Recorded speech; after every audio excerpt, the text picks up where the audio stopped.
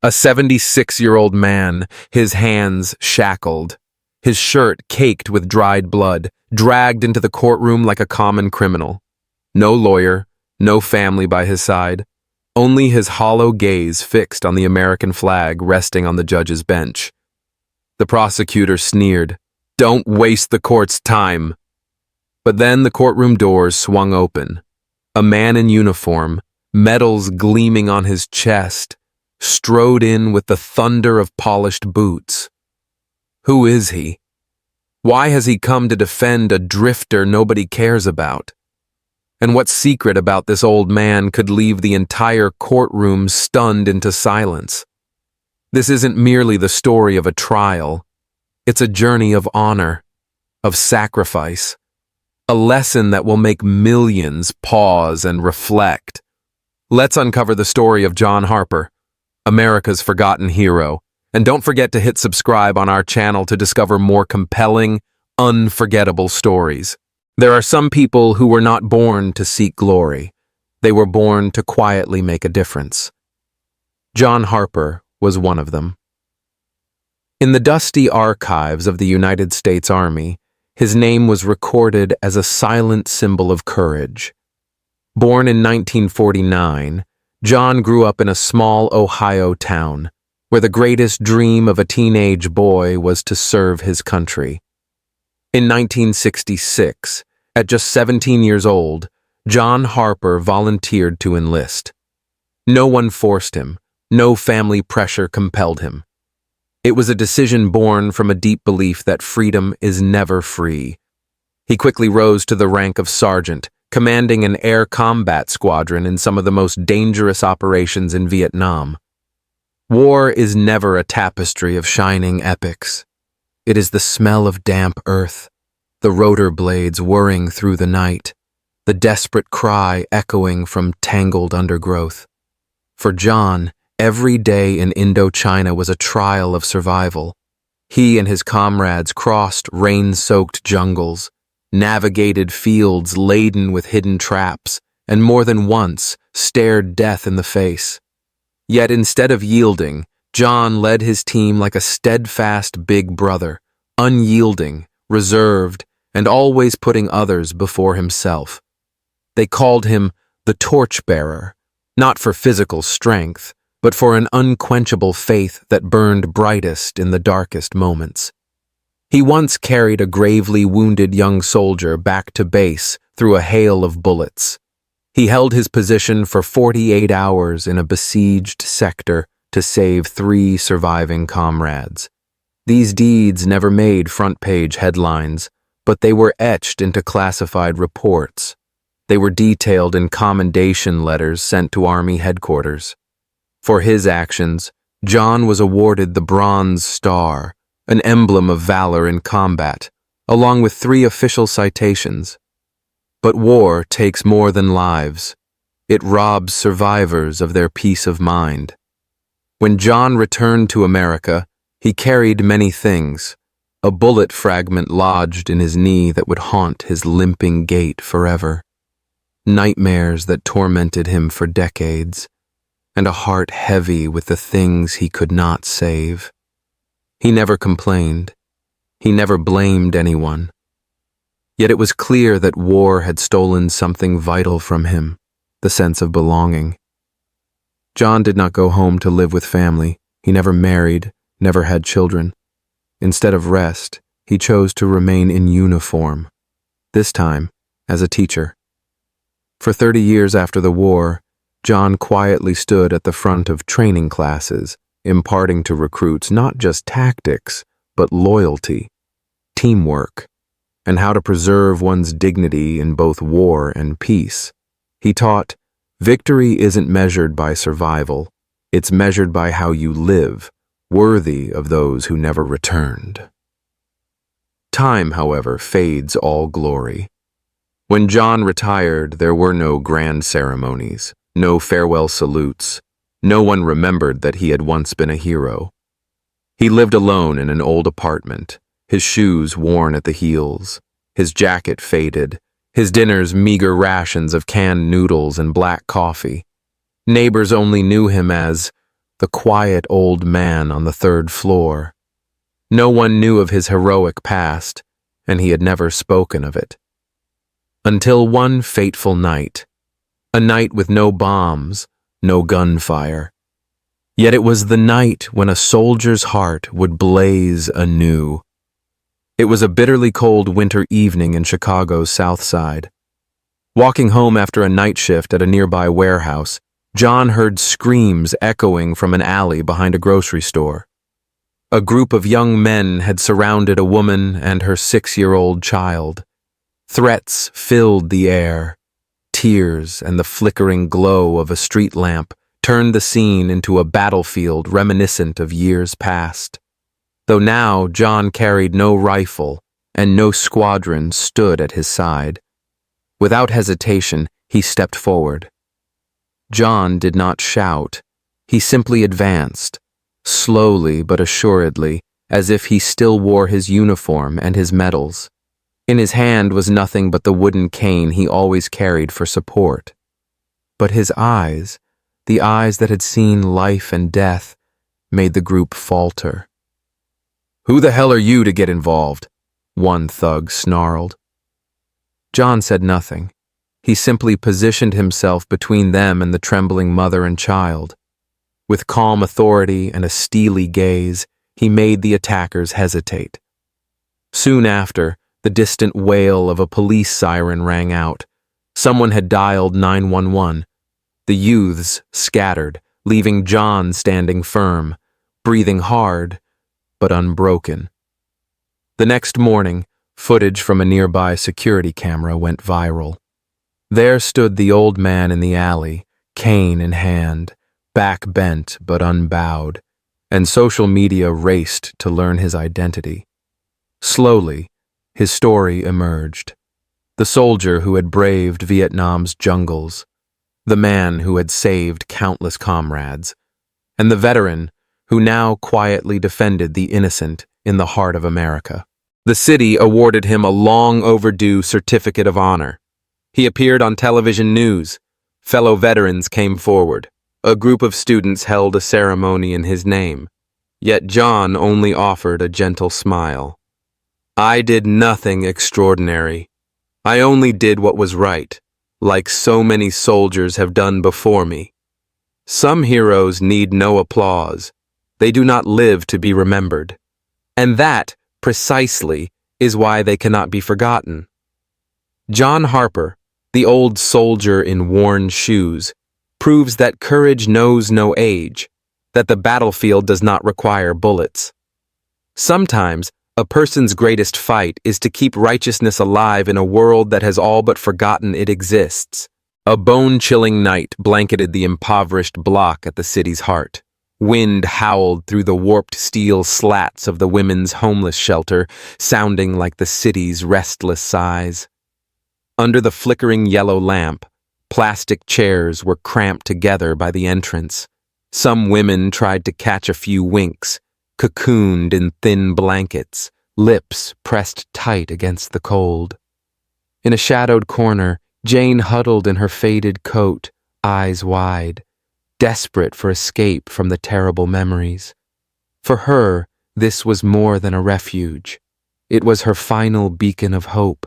Here, she could pause her flight from her ex-husband's lashings and screams that had turned her life into hell. Curfew had long since closed the shelter's doors. The dread of being forced back into the frigid winter night made Jane groggily realize she'd arrived too late. When the lights blinked off to signal lockdown, a burly guard, towering and severe, strode forward. His voice rumbled with disgust for rule breakers. His shout rang like an alarm. Jane trembled so fiercely she felt her heart would burst from her chest. The sound dragged her back to nights locked in the bathroom, beaten relentlessly by her husband. Terror that haunted even her dreams. Homeless life can resemble a miniature battlefield, each entry pass a lifeline, each closing hour a matter of survival. John, a veteran with silver hair, gaunt frame, and eyes shadowed by sleepless nights, volunteered here. He'd witnessed ravaged villages in Vietnam after bombings, where gunpowder mingled with the damp rot of wet earth. The first time he saw that same look, in Jane's eyes, was when he stepped into a bombed hamlet, children wailing from hunger, elders shivering from wounds. Tonight, under the dim street lamp, he recognized that horror not only on distant battlefields, but creeping through America's prosperous streets. Without a moment's pause, John dropped his volunteer badge. He stepped forward to shield Jane. He stood motionless, arms folded, hands clenched, his stance a steadfast wall, barring any approach. His aged features bore weariness beyond words, yet his gaze burned with resolute purpose. When the guard barked, "Move on! This place isn't for you anymore," John replied, slowly with commanding calm, "She's in crisis. Give her space." It was not a threat, but a reminder of human dignity, of the obligation to honor another's pain. Yet prejudice against the homeless is deeply ingrained. They are vagrants, public nuisances. Furious at being thwarted, the guard fumbled for his phone, dialing the police. Flashlights danced. A distant speaker blared, "Police! Freeze!" and tension snapped taut. When officers arrived, they didn't seek context. They only saw John's tattered coat, his patched shoes, and the guard's complaint. Before he could speak, a twitch of a stun baton sent jagged currents through him. In that instant, memories flooded back, the sting of shrapnel in his thigh, the ambush in the jungle's darkness, all wounds reopened anew. John collapsed to his knees. He squeezed his eyes shut to stifle the searing pain. His old comrades in the trenches, those he had once helped to his feet, were nowhere to be found. No one was there to answer his cries. The officers roughly grabbed him and tossed him into the back of the patrol car. Jane was left trembling in the darkness. The slam of the door sounded like the death knell of every hope. In the icy silence, Jane bowed her head. She pressed her back against the damp brick wall, fighting back tears. She knew the truth didn't matter. Just as when John returned from the battlefield, no one ever asked about his quiet sacrifices, about his limping steps, about the sleepless nights haunted by nightmares. They saw only an old man in tattered clothes, resisting law enforcement. The police report contained a single cold sentence: vagrant resisted. That was the official verdict, as if the story were over. But for anyone who had seen Jane's eyes, who had heard John's ragged breath under handcuffs, the story was only beginning. The winter night's silence mirrored the loneliness and powerlessness of lives cast aside by society. The homeless, the veterans, the victims of domestic violence, they all shared the same fate, labeled, forgotten. Moments after the patrol car drove off, John opened his eyes. He gazed at the metal roof overhead, tears blurring his vision. Yet the fire in his heart still burned bright. He recalled the days training recruits, his lessons on honor, on living worthy of those who never returned. He understood that the new battle was not to prove himself, but to awaken everyone's conscience. Look upon those who once fought for freedom, yet today only yearn for a warm place to sleep. Look upon the women who tremble because curfew echoes the violence of their past. The next morning, as dawn's pale light filtered through the iron bars, Jane quietly retrieved the ragged blanket discarded at the curb. She bent to pick it up when another volunteer rushed over. "There's someone asking about you. Mr. John Harper." Jane froze. Shock and disbelief washed over her. Someone had captured the image of the veteran shielding her, and it went viral. An advocacy campaign for homeless veterans was launched. Social organizations began pressing for supportive policies. John and Jane's story was retold not only as tragedy, but as a rallying cry, "Leave no one behind." In the heart of affluent America, there still exist freezing nights, frightened souls, and battle-scarred old soldiers. When we truly look at them, we see not only their pain, but a hope rekindled, that a single small act can change a life's course. And as John once taught, sometimes the greatest victory is keeping compassion alive. 3 days later, morning light filtered through the soaring courtroom window. Each mote of dust became visible. Pale streaks of light traced paths across the wooden table before John Harper. He sat alone at the defense table, back slightly bowed, his thin shoulders trembling with each breath. No attorney at his side, no family member present to rest a comforting hand on his shoulder. In the solemn chamber, with every spectator seat empty, only the American flag sewn taut behind the judge's bench stood as a steadfast symbol, the last vestige of his faith. A soft rap of the rubber gavel signaled the start of the proceedings. The stern judge, spectacles perched low on his nose, looked up impatiently. "Mr. Harper, do you understand the charges against you?" His question echoed in the silence. John only lowered his head, his eyes fixed on the flag. In that moment, memories surged back to mornings in uniform, to the oath of allegiance he once proudly proclaimed to the stars and stripes, each utterance of allegiance shattering against the rubble of his belief. The prosecutor, a confident middle-aged man in a crisp suit, stood, pacing past John's table, muttering words too soft to catch. Ultimately, the offer was heard. Plead guilty, serve 90 days. Of course, with court costs and all associated fees. His tone dripped with contempt, as if bargaining with a petty criminal, not a decorated veteran who bore the Bronze Star and multiple citations for valor. John drew a deep breath. He tried to shrink under the invisible gaze of the courtroom, as though he might vanish from view. He glanced around, no public defender in sight. The court-appointed lawyer had long since departed, offering only a flippant excuse about an overloaded docket.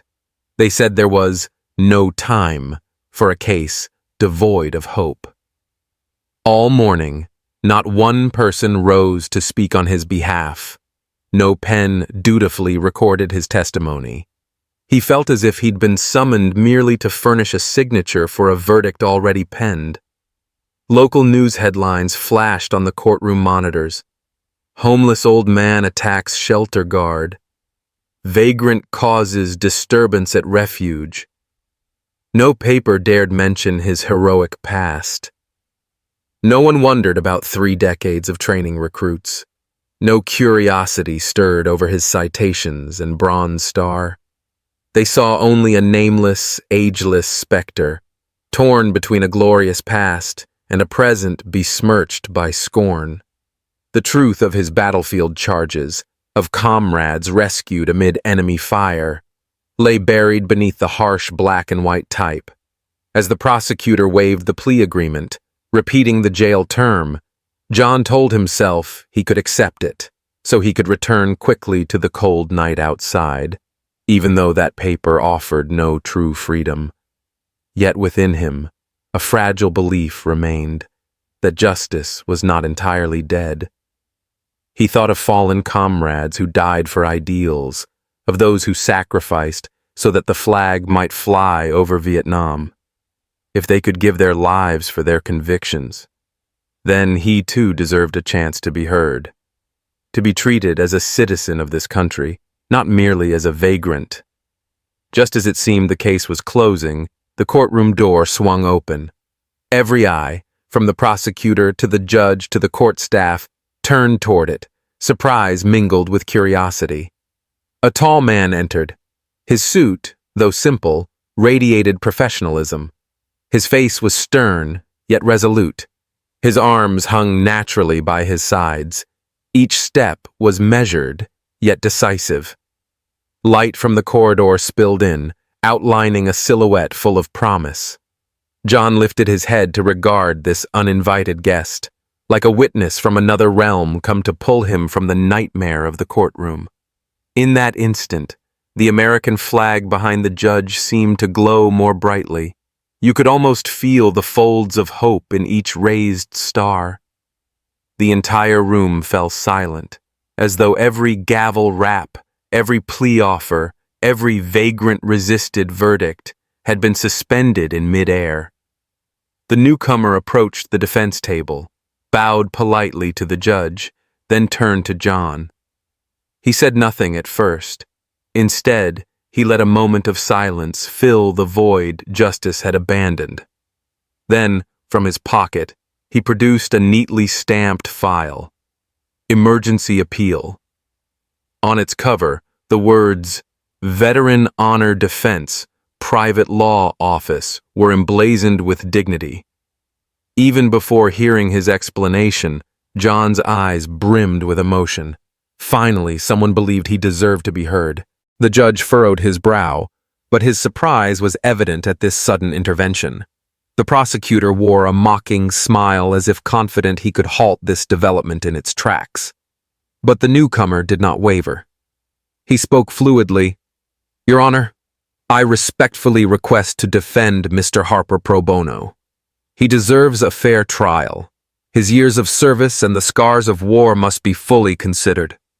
His voice was clear, unwavering. No one could ignore it. In an instant, the courtroom atmosphere shifted.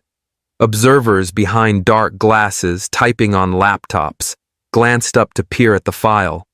The judge gently tapped his gavel. I will review this request. We will adjourn to allow the defense attorney time to prepare. A verdict could be postponed, but more importantly, for the first time in 3 days, John felt his own voice might finally be heard. As the courtroom door closed again, the soft click seemed to herald a new era. John looked at his unexpected champion. Tears glistened in his eyes, but they were no longer tears of despair. He realized that the greatest battle need not be against handcuffs or a 90-day sentence. It is the battle to hold on to the belief that, even in the depths of suffering, there are those willing to speak up for justice, for history, and for all who sacrificed beneath this flag.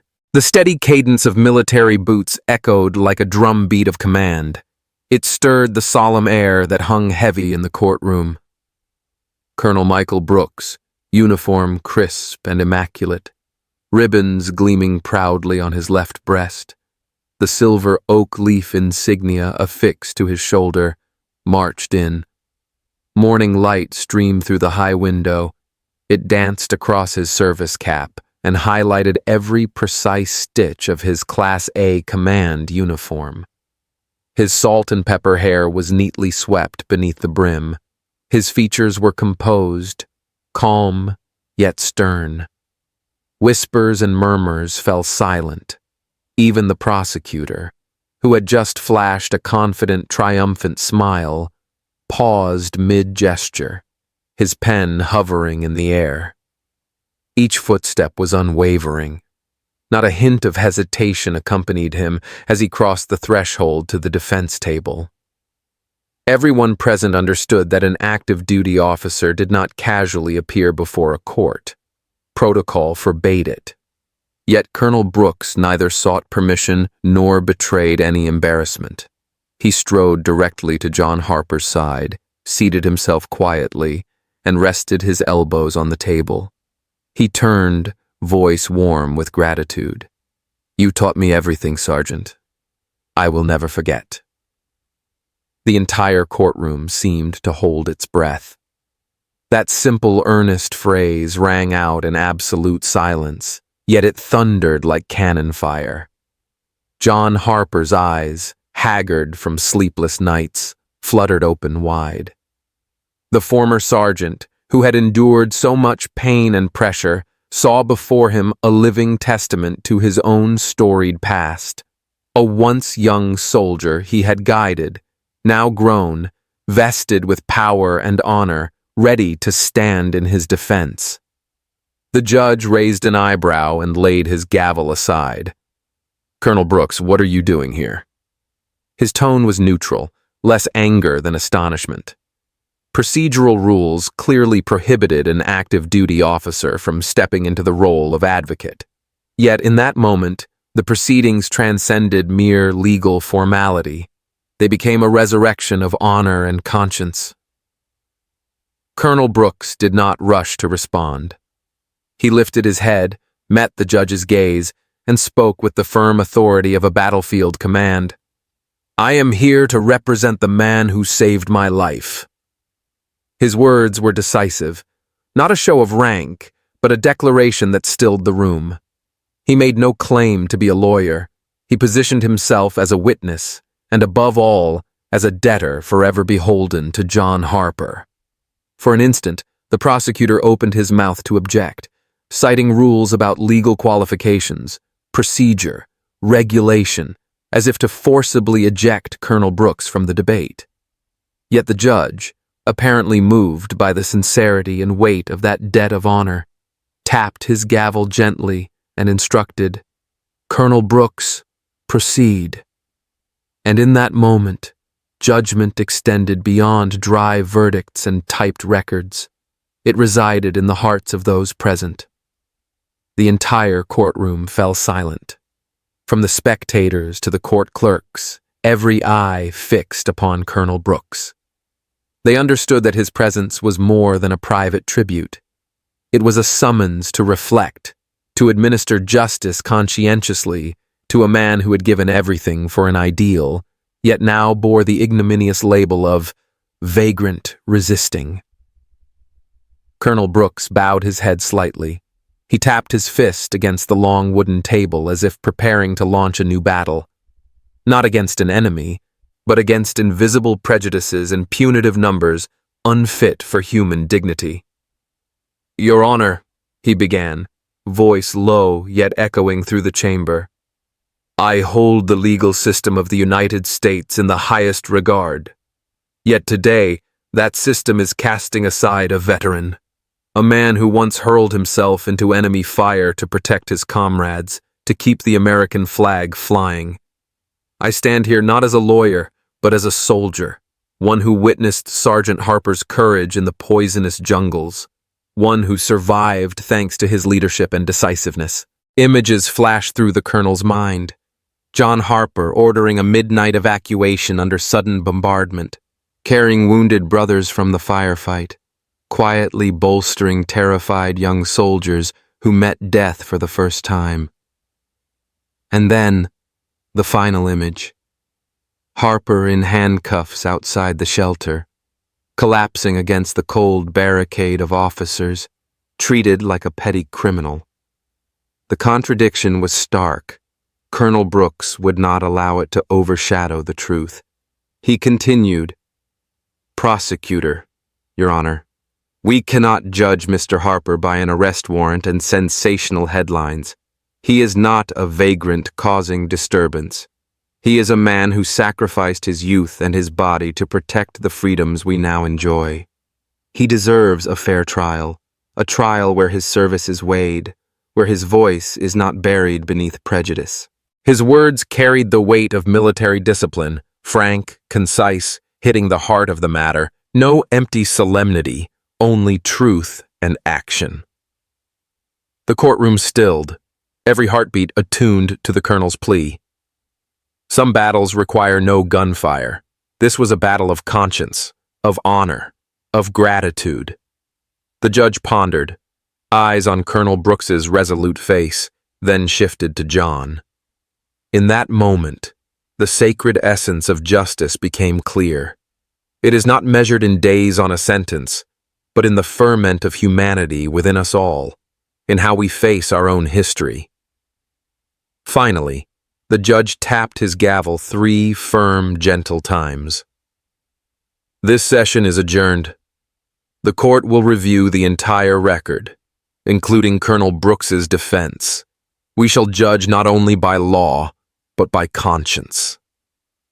The gavel's echo seemed to revive the hope long buried in John Harper's chest. He lifted his head. Tears glistened as a faint smile broke across his face. In the flood of morning light, his faded uniform gleamed once more, imbued with the promise of fair recognition. The courtroom had ceased to be a ledger of cold numbers. It had become a crucible for human value reborn. As the doors closed behind them, Colonel Brooks supported John Harper, and together they walked in step, like comrades again. The initial silence gave way to whispers of an inspiring story, a victory not on the battlefield, but within society itself. Justice triumphant, character vindicated, gratitude proclaimed, and that, above all, is the message for America. Even after wounds have healed, every word of thanks, every voice of fairness can heal and rekindle our reverence for those who sacrificed without fame. The final rap of the gavel signaled a temporary hush over the proceedings. Colonel Michael Brooks, still clad in his immaculate uniform, ribbons gleaming on his chest, rose to his feet, his eyes alight with a spark that seemed to awaken the entire room. His voice rang out in the reverent silence, like an undying oath. He would secure justice for the man who once saved his life. Brooks began slowly, recounting the year 1983, a year etched indelibly in both their hearts. Then, John Harper was merely a young sergeant, ablaze with the fervor and ideals of an Air Force officer. His six-man team's mission was to infiltrate enemy territory and gather crucial intelligence. Within hours, a communications failure left them isolated, besieged in the dense jungle. Damp thatch roofs, towering ancient trees blocking the sky, and the ceaseless drone of mosquitoes composed a macabre symphony of survival. Amid that treacherous terrain, artillery shells suddenly roared. Metal shrapnel sliced through the air, compounding their terror. John took a grievous leg wound, each step a battle with his own body, and a deep shoulder injury, his uniform soaking in blood. Yet when he saw a young soldier, barely 20, eyes as clear as blank paper, collapse from blood loss, John resolved that no one would be left behind. "That soldier," Brooks choked up, tears brimming, "was me." The courtroom fell silent at the soldier's confession. The youth he spoke of was Michael Brooks himself, now a colonel who had weathered countless battles, but in that moment he had been a trembling boy, freshly awakened to the horrors of war. John, with extraordinary strength and perseverance, carried Brooks through 11 perilous miles of booby-trapped jungle, 11 miles that most could never traverse on foot, let alone bearing another man, bleeding and near collapse. Colonel Brooks produced documents from the Department of Defense, each page, each seal, testifying to John Harper's valor and service record. He raised the time-worn file high. Though yellowed with age, every line remained crisp.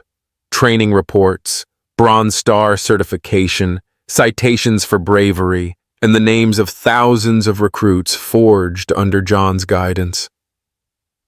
"He was not just a courageous sergeant," Brooks said, voice rich with emotion, "but a mentor and exemplar for the next generation of American soldiers."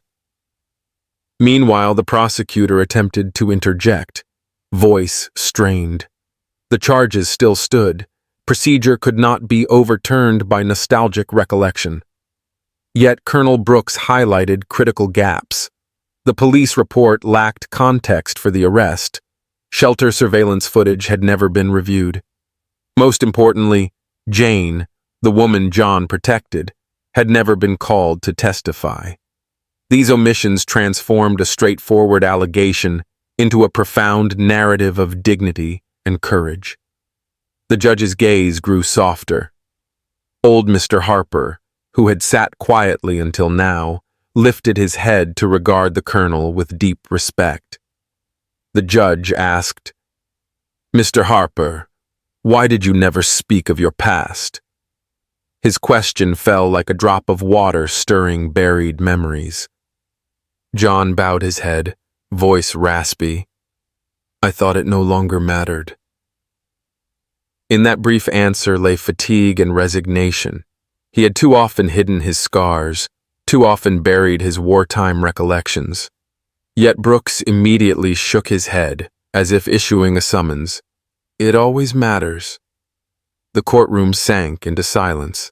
Spectators, reporters, even officers in the corner, all fixed their eyes on John Harper. A single image emerged.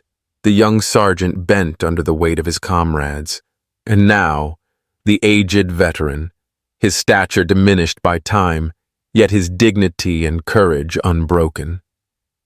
Colonel Brooks continued, voice warm yet resolute. "A soldier like Sergeant Harper cannot be judged by a single moment. He has faced the choice between life and death, between duty and personal safety, and we have forgotten that." He dipped his head toward the bronze star on John's left chest, as if beholding the silent sacrifices it represented. Memory flowed back. In the final moments of that covert mission, John had faced a choice. He could have retreated, left his comrades to fend for themselves and saved his own life. But his conscience would not allow it. He bundled Brooks's wounded body, pressed on through the night, through dense jungle, to deliver him to the rendezvous point safely. At dawn, they were alive, and they knew they were not alone. Laying out each piece of evidence, each witness, former comrades, recruits he had trained, Colonel Brooks painted a panoramic portrait of John Harper, a portrait that could not be confined to an indictment. Each document revealed a chapter of history. Each testimony rekindled faith in justice and gratitude. As the story reached its climax, Brooks's choked whisper became his closing words. "This court may see a criminal.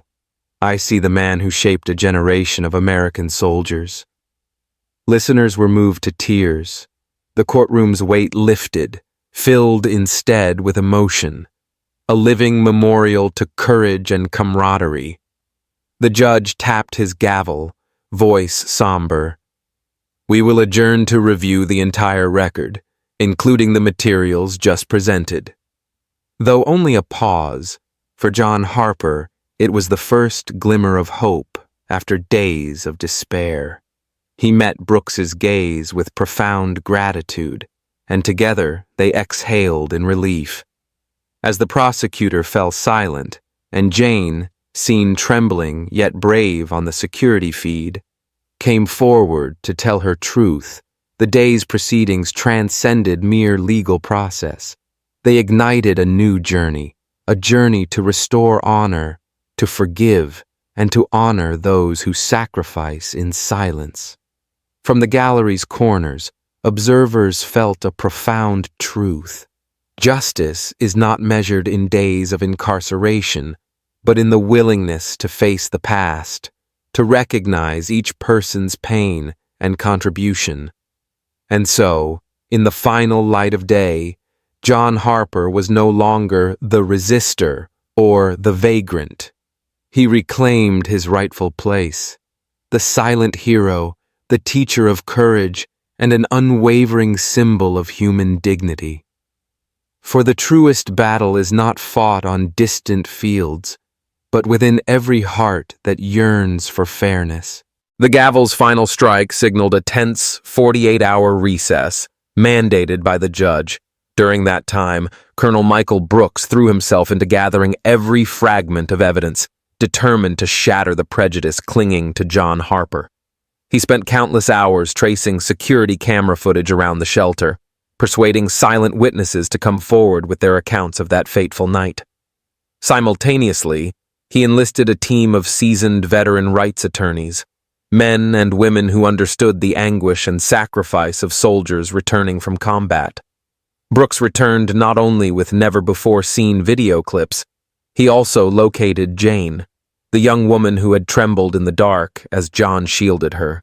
He convinced her to stand and recount the moment Harper stepped between her and the guard, his voice gentle as a lullaby amidst her panic. Summoning all her courage, she described her own horror, how John quietly laid a steady hand upon her shoulder, creating a space where she could breathe. Every testimony, every frame Brooks delivered sharpened the picture of the case. Even the indifferent were moved. When the court reconvened, the atmosphere had transformed. The public gallery brimmed with familiar faces of veterans, standing in full uniforms and unit emblem t-shirts along the walls. Reporters poured in, pencils poised, microphones at the ready. To the judge's right, a large screen flickered to life, displaying crystal-clear shelter footage. John standing calmly, never gripping her roughly, never exerting force, his rich, measured voice soothing Jane through the chaos. His words reverberated through the chamber. She was panicked. Please give her space. It was not a threat but a plea steeped in respect. The footage was undeniable. Harper neither charged nor resisted. He simply fulfilled his duty, to protect the vulnerable. Next, Jane stepped to the witness stand, hands still shaking, eyes shining. "He saved me," she said, voice soft yet unwavering. "When no one else recognized my terror, only he understood it." Her statement hushed the room.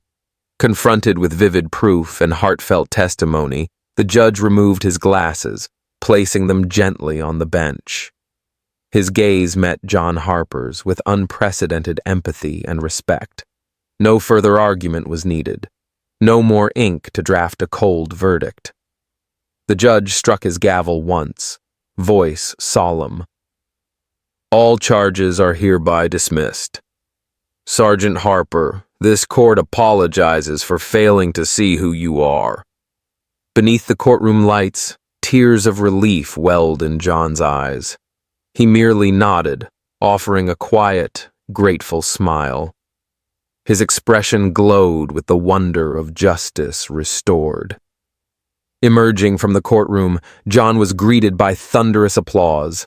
Cameras flashed, reporters crowded in, microphones extended, eager for his words. He stood tall, yet humble. To the waiting press, he said, "I'm no hero. I just did what anyone would do." Those few words, imbued with sincerity and humility, fell over the crowd like a benediction, prompting silent reflection on the true meaning of courage. John Harper's story did not end at the courthouse doors. Shortly after his release, the women's shelter was renamed Harper House, a beacon of home and hope. John was honored as the gala's guest of honor. He spoke about recognizing the psychological scars of war. Before long, the city invited him to train first responders on PTSD so they could help people like Jane before tragedy struck. The city awarded him the Service and Compassion Medal, yet John's greatest reward was advising fellow veterans, helping them reclaim peace after years of haunted nights. In each support group, he listened, he encouraged, he shared the path out of darkness, reminding them they were not alone, and that justice endures. Before returning to duty, Colonel Brooks met John once more, placing a hand on his old instructor's shoulder, eyes brimming with gratitude. He said, "You taught me what true strength is. Not medals, but standing up for others." In that moment, two generations of American soldiers, one whose life was spared, the other who had shaped him, shared an unspoken truth. Human dignity is priceless, and compassion can touch the deepest heart. John Harper, once forgotten by society, became a symbol of honor and humanity. His story resonates across America, Never judge a person by appearances or a single mistake. Each soul bears silent sacrifices, stories worthy of being heard and shared. If you believe no hero should be forgotten, share this tale. Spread the lesson of compassion and justice.